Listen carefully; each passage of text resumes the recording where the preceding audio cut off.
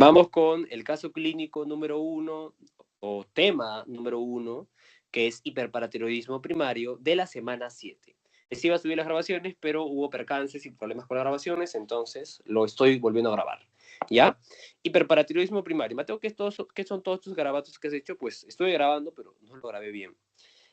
Bueno, como yo sé que no me entenderían si no empezamos desde cero, ¿qué es hiperparatiroidismo? Hiperparatiroidismo es que hay mucha PTH en sangre, ¿ya? Mucha PTH en sangre. Los valores normales, no lo sé, y bien difícil que alguien lo sepa, pero Internet lo ha de saber. ¿Y por qué se apellida primario? Mateo, ¿me puedes decir por qué se apellida primario? Sí, se apellida primario porque esas elevaciones de PTH tienen como principal responsable el órgano productor de la PTH. ¿Y cuál es el órgano productor de la PTH? Efectivamente, ¿la tiroides? No, la tiroides no. La paratiroides, ¿ya? El problema es la paratiroides. Mateo, ¿y qué tipo de problemas le suceden a mi paratiroides para que secrete mucha PTH? Los libros te lo dividen en dos, te dividen así, dicen. El 80% de los casos y el 20% de los casos. El 80% de los casos se debe a un adenoma paratiroideo. ¿Qué significa eso? Una neoplasia que es benigna. Ya voy a dibujarte acá, mira, esta es la paratiroides y le empiezan a salir células neoplásicas, pero benignas. Células que son capaces, chicos, de secretar PTH en sangre. ¿Ya? Y ahí viene algo bien particular que va a ser parte de la fisiopatología, y te lo voy diciendo de una vez nomás. Estas células, ¿sabes qué particularidad tienen? Tienen la particularidad que no tienen un freno para secretar PTH, o sea, no frenan, no hay un estímulo que frene la secreción de PTH. Entonces, si no hay frenos, ¿qué ocurre? Que hay secreción y secreción y secreción y secreción y secreción. Y hay tanta secreción de PTH, pues que hay un montón de PTH en sangre. Por eso es que esto se llama hiperparatiroidismo. ¿Ya? Hiperparatiroidismo. Ah, ya. Y el 20% de los casos, chicos, se debe a una neoplasia, pero que es maligna, es decir, un carcinoma. Paratiroideo, obviamente. Entonces acá tienes la paratiroides y le empieza a crecer células cancerígenas. Mira, así espicular las dibujo. Y estas células cancerígenas pues tienen la habilidad de secretar una PTH, pero es una PTH diferente. Es una PTH que los libros la conocen como la PTH maligna. La PTH RP, ¿ya? Peptide-like PTH. LP o RP, una cosa así. Creo que es LP ahora que me acuerdo. Pero a mí me gusta llamarle RP. ¿Ya?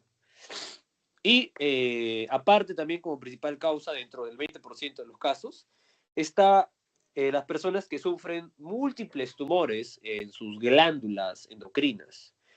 Estoy hablando del famoso MEN1. ¿Qué es eso, Mateo? Neoplasias múltiples endocrinas tipo 1. No te van a preguntar, no necesitas perder memoria RAM en conocer esto, ¿ya? Y por cierto, algo que mucha gente le suele confundir, no creo que... Por si acaso, no sé si les vaya a pasar a ustedes, pero por si acaso, hiperparatiroidismo, chicos, no es lo mismo que hipercalcemia, ¿ya? Más bien sería una relación causa-efecto. El hiperparatiroidismo te va a causar una hipercalcemia, pero no todas las hipercalcemias son causadas por hiperparatiroidismo. Las hipercalcemias también pueden ser causadas por problemas renales y etcétera de cosas, ¿ya? Acuérdate eso. La hipercalcemia no siempre es por hiperparatiroidismo, pero un hiperparatiroidismo, en la mayoría de las veces, siempre casi, te genera una hipercalcemia, ¿ya? Y bueno, ahora pasamos a la primera pregunta. Sin más preámbulos, hay que pasar a la primera pregunta. Y la primera pregunta es sobre, descríbeme la fisiología del metabolismo. O sea, explícame el metabolismo del calcio y el hueso. Uy, habré puesto... Sí, mi audio está encendido, ya. Explícame la fisiología básicamente. Entonces, ¿sabes qué voy a hacer para no perder estos semejantes obras de arte? lo que voy a hacer es hacerlo de la siguiente forma. Vamos a hacerlo más ordenado, ¿ok? Primero te voy a escribir la fisiología y dice cómo se afectan y cómo lo afectan esos trastornos. Ya, lo primero que tienes que hacer es hablar de la fisiología, pero, escúchame, la fisiología de la PTH. ¿Y qué significa hablar de la fisiología de la PTH? Tienes que explicar cómo se secreta... Uy, está bonita. Cómo se secreta y cómo frena su secreción de la PTH. ¿Ok? Tienes que hablar de la fisiología de la PTH. ¿Qué es lo primero que tienes que explicar? Cómo se secreta la PTH. Yo ya te lo he explicado acá, mira. Pero de recomendación te voy a poner que pongas, pues, de los dibujitos que te he pasado, ¿no? A ver. Mira, acá está. En el video de teoría, en un momento, te dibujo esto. En la tiroides van a estar las 4 glándulas que son las paratiroides, ya que es un órgano en general, un órgano distinto, pero que comparte el mismo sitio, mismo lugar con la tiroides. Este órgano paratiroides está conformado de células paratiroideas, que nadie le llama así, todo el mundo le llama células principales. ¿Ya? Aquí viene lo importante, mira. Estas células principales son las que secretan PTH en sangre, pero solamente van a secretar PTH cuando sus receptores sensibles a calcio o sensores de calcio, mucha gente le llama así, detectan que en sangre hay poco calcio. Cuando detectan que hay poco calcio en sangre, estos sensores de calcio, secretan PTH. Ya, secreta la PTH, pum, en sangre. Pero cuando detectan que hay mucho calcio o normal calcio, no secretan PTH. A esto me refiero, ¿ya? Entonces, eso es lo primero que tienes que poner. Eso es lo primero que tienes que escribir. Mateo, ¿no habrá dibujo más bonito? Sí lo hay. Pero quería, pues, que usemos un dibujo que yo haya, o sea, que tú hayas visto que yo lo dibujo o lo explico en el video de teoría. Y así un dibujo más bonito es este de acá. Entonces, en ese primer apartado, no solamente tienes que hablar de cómo se secreta, sino también de cómo frena la secreción. ¿Qué es esto que dibujas acá, Mateo? Mira, esto que he puesto acá es un poco más detallado, cómo se secreta. Hay bajo calcio, esto estimula a que las células principales de la paratiroides secreten PTH, ¿ya? Haciendo un poco más de énfasis, mira, esta es la célula principal, esta es la sangre. Cuando hay poco calcio, esto estimula al receptor sensible al calcio, o también llamado Cas-R, que es acoplado a proteína G de tipo Q. Es decir, cuando hay bajo calcio, esto activa al receptor y consecuentemente a la vía GQ, que está acoplado al receptor Cas-R. Entonces se forma fosfolipasa C y P3 de acilglicerol y luego la fosfoquinasa C, que estimula las vesículas que contienen PTH. ¿Para qué? Para que se secrete PTH en sangre. ¿Ya? Pero, Mateo, ahí me has escrito cómo es que se secreta. No, creo que se esté secretando todo el tiempo. Y eso es importante que tú lo escribas porque básicamente en adenoma paratiroideo lo que se afecta es eso, que no hay cómo frenarla. ¿Ya? Entonces, mira, es básicamente lo mismo, pero más bonito si te das cuenta. Es lo mismo, ¿no? Solo que al revés, ahora que me doy cuenta. Mira, esto es acá no PTH. Ah, no, dejémoslo ahí. ¿Ya? No, sí, dejémoslo. Volteémoslo. Alguien me está escribiendo. Se estará quejando de que todavía no subo la grabación. Ya, mira. Esto que te he dibujado acá, uy, ya me está dando alergia otra vez. Es esto de aquí, ¿no? Cuando hay bajo calcio, se secreta PTH. Cuando hay alto calcio o normal calcio, se frena la secreción de PTH. Ya no se secreta, no se secretará PTH. Ya mucho calcio, ¿sabes qué sucede cuando hay mucho calcio o normal calcio? Inhibe al receptor sensible a calcio, al Cas-R. Al Cas-R se inhibe. Por ende, el Cas-R inhibido no activa esta vía y por ende la PTH no se secreta. ¿Ya? Acuérdate eso. Eso es muy importante. ¿Sabes por qué? Esto es recontra importante, chicos. Recontra importante. Lo voy a poner de verde. En la fisiopatología lo voy a poner de verde. Esto es recontra importante. No, no se va a ver bien. Ya, Mario, qué chulo. Esto es recontra importante. ¿Sabes por qué es tan importante? Porque esto se ve alterado en el adenoma paratiroideo. ¿Ya? Hoy se apagó mi celular, no molestes. ¿Pero por qué? Si yo no le he puesto para que se apague. Eso se ve alterado en adenoma paratiroideo. Cuando hablamos de fisiopato, tenemos que especificar que este paso se ve afectado. ¿Ya? El frenado. Mira, entonces tienes que hablar de cómo se secreta, cómo se frena su secreción y tienes que hablar sus efectos de la PTH. ¿Ya? Tienes que hablar de los efectos de la PTH. Entonces, bueno, lo voy a poner acá. ¿Ya? La fisiopatología lo voy a poner más abajo. Ay, me está dando alergia, qué feo.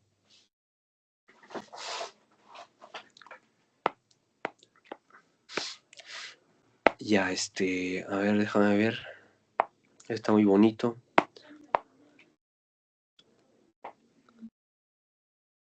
Un ratito.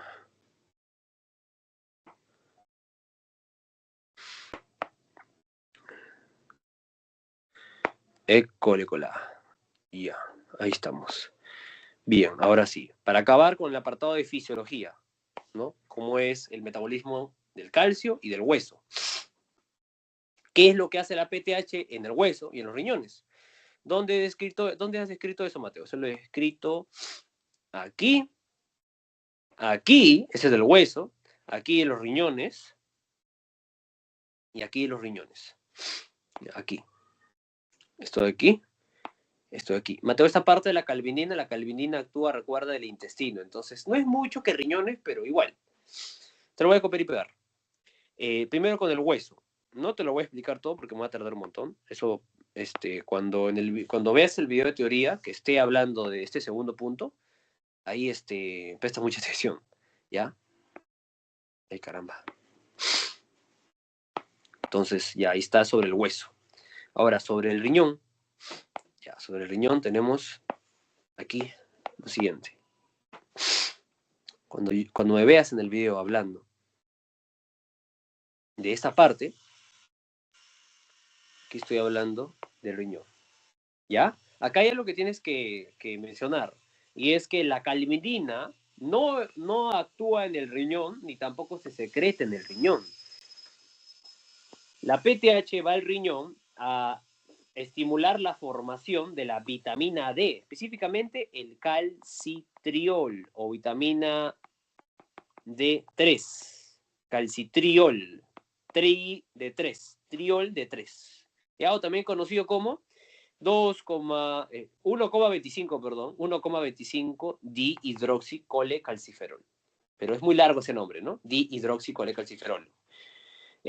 Bueno, la cuestión es que la vitamina D3 o vitamina D activa actúa en el intestino, estimulando a que el intestino forme calvindina, que es una proteína importante para la absorción intestinal por vía transcelular de calcio. ¿Sí? Calcio. El calcio principalmente se absorbe por vía paracelular. Mateo, ¿qué significa eso? Significa entre célula y célula, así. Pasa la sangre. Por vía transcelular significa que el calcio primero atraviesa la célula y luego atraviesa a la sangre. Paracelular es entre el medio. Ya, la cuestión es que la calvindina ayuda a la absorción transcelular. Si algún profesor te pregunta por cuál vía se absorbe más calcio, es por la vía paracelular, ya entre medio de célula y célula. Y bueno, otra cosa que hace la PTH es estimular la orina de fósforo, que se orine fósforo. Eso se llama fosfaturia, ¿ya? La fosfaturia. ¿Y en qué momento yo hablo de la fosfaturia? Aquí, en esta parte de acá. Esta parte de acá. ¿Ya? Aquí. Inhibe a los cotransportadores NAPI, 2A y 2C. De forma indirecta. La PTH estimula la formación de FGF23 y te preguntan, ¿qué células secretan el FG23? Los osteocitos. ¿ya? Los osteocitos secretan el FG23. Este actúa en el riñón, bloqueando a los importadores NAPI2A y NAPI2C, según Boron. Y por ende, no se reabsorbe el fósforo y se excreta el fósforo, por lo tanto. Eso se denomina fosfaturia, ¿ya? Esto es la fisiología de la PTH. Ya bueno, entonces, para hablar de fisiopatología, como te estaba diciendo hace rato, la primera parte, una de las partes más importantes, es que las células que forman al adenoma paratiroideo tienen la peculiaridad de que no frenan su secreción de PTH. Por ende, están secretando y secretando y secretando PTH. Eso significa que hay mucha PTH en sangre, chicos. Mucha PTH en sangre. Y por eso es que hay hiperparatiroidismo. ¿Ya? Entonces, mira, mientras que en una célula normal, el aumento de calcio o los valores normales de calcio inhiben la secreción de PTH, en las células, ahora te lo voy a poner acá, ¿no? En las células principales de el adenoma paratiroideo, chicos, el aumento de calcio o el valor normal de calcio no frena la secreción de PTH, ¿ya? Entonces, ¿qué vemos? Que estas células, ¿qué vemos de peculiar en estas células principales del adenoma paratiroideo? Que con bajo o elevado calcio se está secretando PTH siempre. Y por eso es que hay mucha PTH, por eso es que hay hiperparatiroidismo. Pero ahí no acaba la fisiopatología, tienes que poner las consecuencias. Entonces, como consecuencia de que hay mucho calcio, ¿qué tienes que decir? A ver, en forma resumida, mira, como ya explicaste la fisiología de qué es lo que hace la PTH, va a ser muy fácil. Como se dan cuenta, compañeros, así dices, como se dan cuenta, compañeros, hemos descrito que la PTH estimula la resorción ósea del hueso. ¿De qué forma? Pues la PTH, a ver, vamos a ver, ¿qué número le puse? Número 2, ya. La PTH en el hueso lo que hace es estimular la formación o génesis de osteoclastos, ¿ya? O clastos le pongo.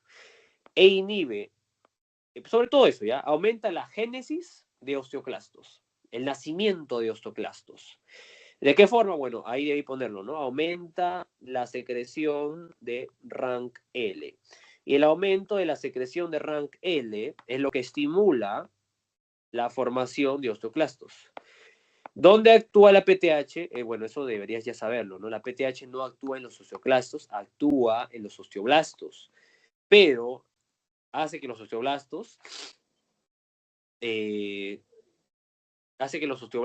secreten algo que se llama RANK-L. Y el RANK-L lo que hace es hacer que las células osteoprogenitoras se conviertan en osteoclastos, ¿ya? ¿Por qué he puesto esta X? Pues que esta X probablemente, o sea, lo fisiológico es que el RANK-L sea combatido por una hormona que se llama OPG, osteoprogesterina o protegerina, alguna de las dos cosas, ¿ya? Pero se le conoce como OPG. La OPG lo que hace es combatir contra el RANK-L, ¿ya? Pero si hay mucho RANK-L, la OPG no se va a dar abasto. Entonces, ya no puede bloquear la RANK-L y la RANK-L va a estimular y estimular, va a ganar. Y entonces, gana la formación de osteoclastos. ¿Y qué es lo que hacen los osteoclastos? Resorción ósea, ¿ya? Ahí te remarqué, reiteré y redundé el efecto de la PTH a nivel del hueso, ¿ya? Esto aumenta la formación de osteoclastos y esto ¿qué hace? Un aumento en la resorción ósea, ¿ya? Esto hace que los huesos estén frágiles. A ver, número 3, a nivel de riñón. A nivel de riñón, o el número 4, no sé ya. A nivel de riñón, ¿qué va a suceder? Que va a formarse mucha vitamina D activa, ¿ya? O sea, calcitriol, y por ende va a haber mucha calvindina, no es nada de malo, la verdad. Y por ende, en teoría debería también reabsorberse, debería aumentar la reabsorción, no, perdón, me equivoqué. Quien reabsorbe son los riñones. Debería aumentar la absorción de calcio a nivel intestinal. A nivel intestinal. ¿Ok? Eso no es malo, la verdad, eso no es malo. Pero esto contribuye, mira, la resorción ósea te va a elevar los niveles de fósforo y te va a elevar los niveles de calcio. Y esto, chicos, esto de aumentar la absorción de calcio a nivel intestinal, aumenta aún más tus niveles de calcio. Entonces, tus niveles de calcio están por los cielos. Ah, con razón dijiste hace rato que hiperparatiroidismo no es lo mismo que hipercalcemia, pero el hiperparatiroidismo te lleva a una hipercalcemia. ¿Te das cuenta? Mira, hay dos vías que están siendo muy utilizadas para que aumente mucho el calcio a nivel de la sangre. ¿Ya? Y este fósforo, pues este fósforo pedorro se va a orinar. ¿Ya? Porque otra cosa que hace la PTH a nivel de riñón es inhibir, directo al grano, ¿ya? Inhibir a los NAPI2A y NAPI2C. Por ende, no se reabsorbe fósforo y por ende se excreta, se orina fósforo. Excreta, PH, fósforo. Entonces vamos a tener como consecuencia que estamos bajos en fósforo. Se combate bajos en fósforo, como con altos en fósforo, normales en fósforo. ¿Ya? El fósforo se altera, pero tampoco tanto.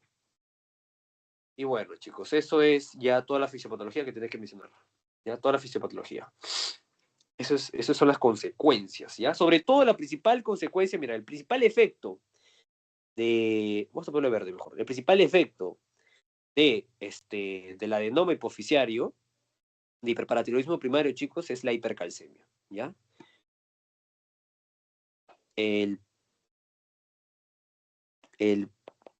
principal efecto o consecuencia, vamos a ponerlo así, consecuencia del hiperparatiroidismo primario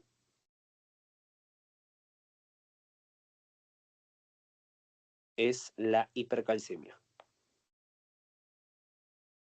¿Ya? Y ahorita vamos a hablar de qué qué efecto va a tener la hipercalcemia en nuestro cuerpo. ¿Por qué se presentan cambios estructurales? Segunda pregunta. Ahora sí, recién pasamos a la segunda pregunta, ¿no? La primera es la más larga. Segunda pregunta. ¿Por qué se presentan los cambios estructurales y funcionales del hueso? ¿Qué fue? ¿Por qué se presentan los cambios estructurales y funcionales del hueso? Eso lo tengo acá.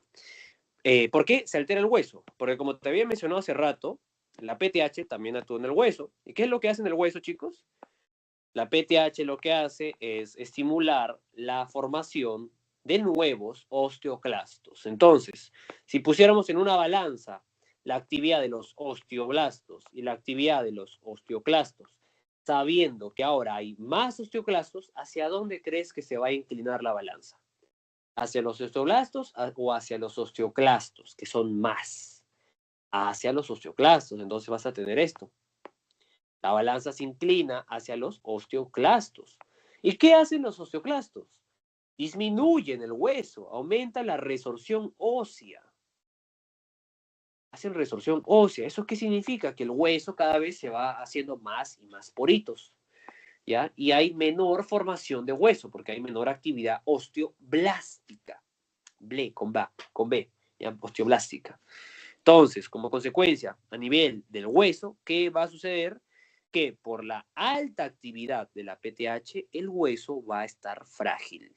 ¿Ok? Número 2. Por la alta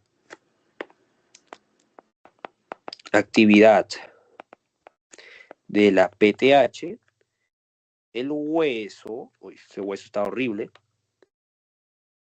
el hueso va a estar frágil. Ya te expliqué por qué, ¿no? La PTH aumenta la liberación de RANK L. Esto como consecuencia, vamos a tener muchos osteoclastos. Como consecuencia, la balanza se inclina hacia la actividad osteoclástica más que hacia la actividad osteoclástica, es decir, más hacia la resorción ósea. El hueso va a estar resorbido. No sé si esa palabra exista, resorción ósea. O sea, el hueso frágil. Tercera pregunta, ¿qué consecuencias tiene a largo plazo en la homeostasis del calcio? Eso sí es bacán, ¿ya? ¿Qué va a causar la hipercalcemia en nuestro cuerpo? Yo lo entiendo como que eso, ya entiendo con la pregunta como que eso, porque si no, la pregunta me pareciera muy redundante. Entonces, como yo la entiendo, tiene más sentido, ya que si me preguntases otra vez de la PTH, pucha, ya te he hablado mucho, ¿no? Ya, tercera pregunta. Sin ninguna duda, para mí esta es la pregunta más interesante.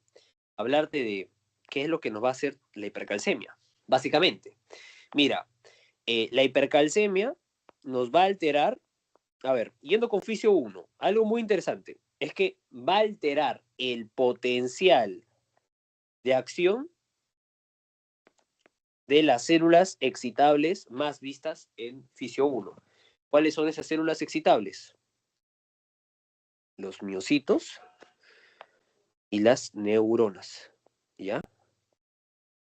Los miocitos y neuronas.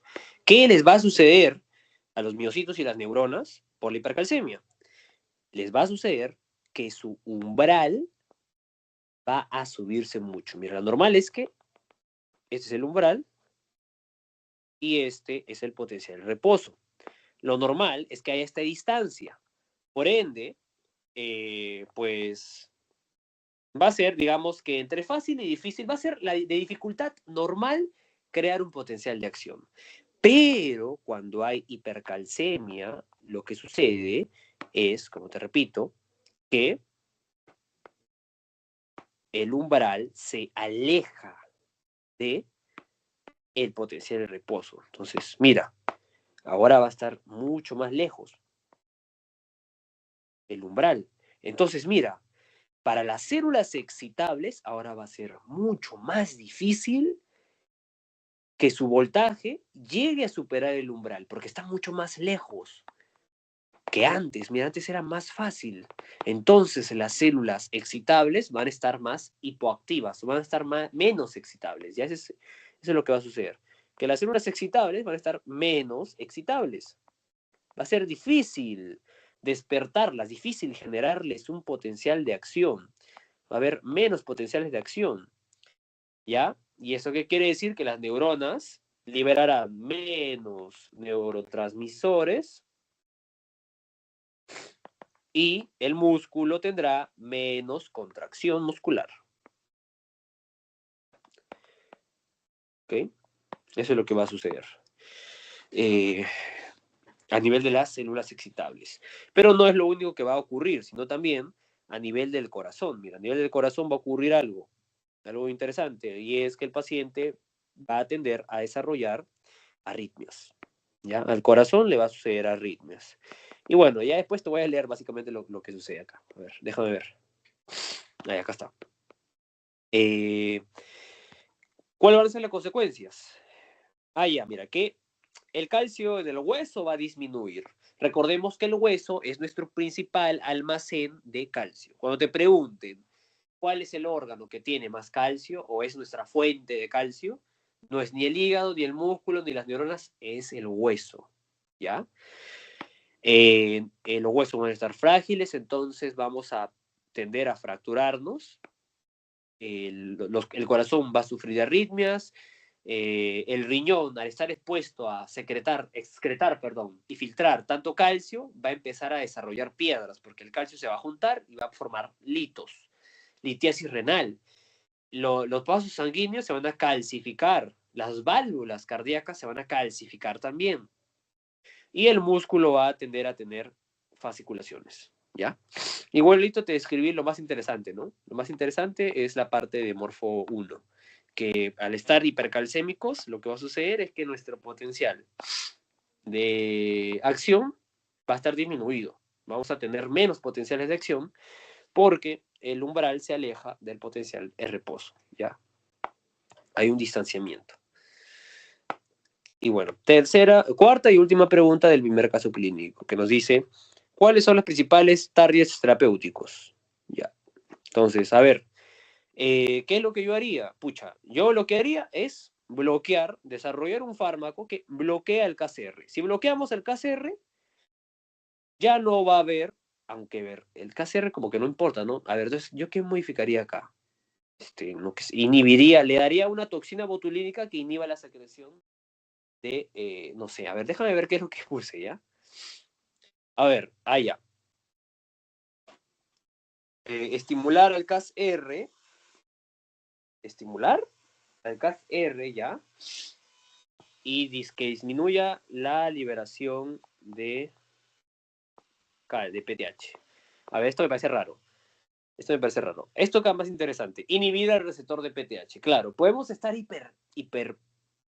con hiperparatiroidismo. O sea, podríamos tener mucha PTH, pero si el receptor de la PTH, chicos, está bloqueado, por más PTH que tengamos en sangre, la PTH no va a hacer nada, porque sus receptores están bloqueados. Entonces, esto sí es una respuesta muy inteligente.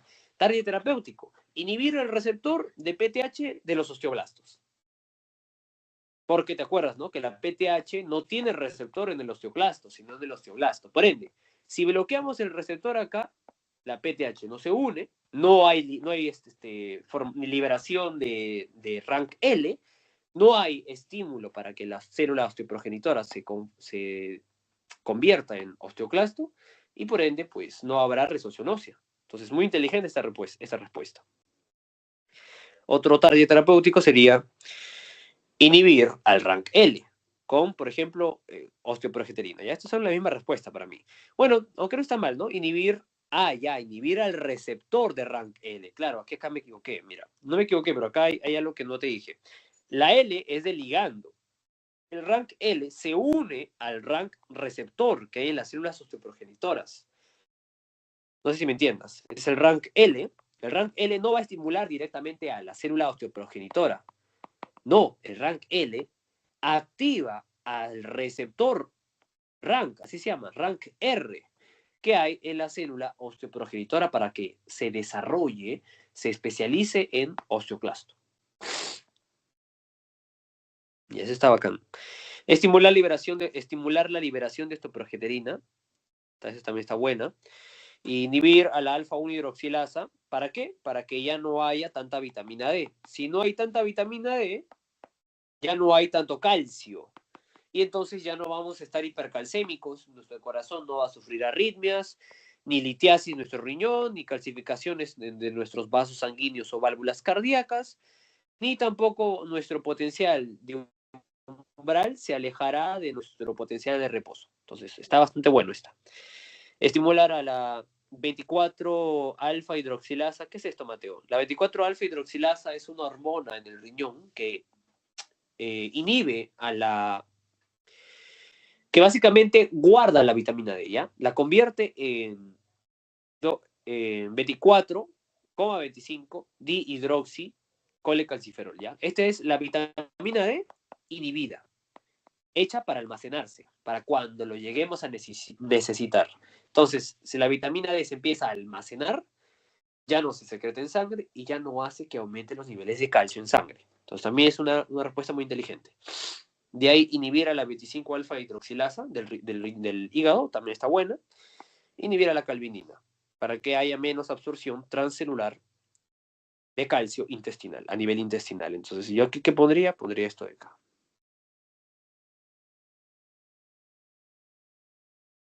Y estimular a la calcitonina. Por supuesto, ese es uno de los targets más importantes. Estimular a la calcitonina. La calcitonina es el archienemigo de la PTH. ¿Ya? Y eso sería todo sobre este caso clínico. Vamos al siguiente caso clínico.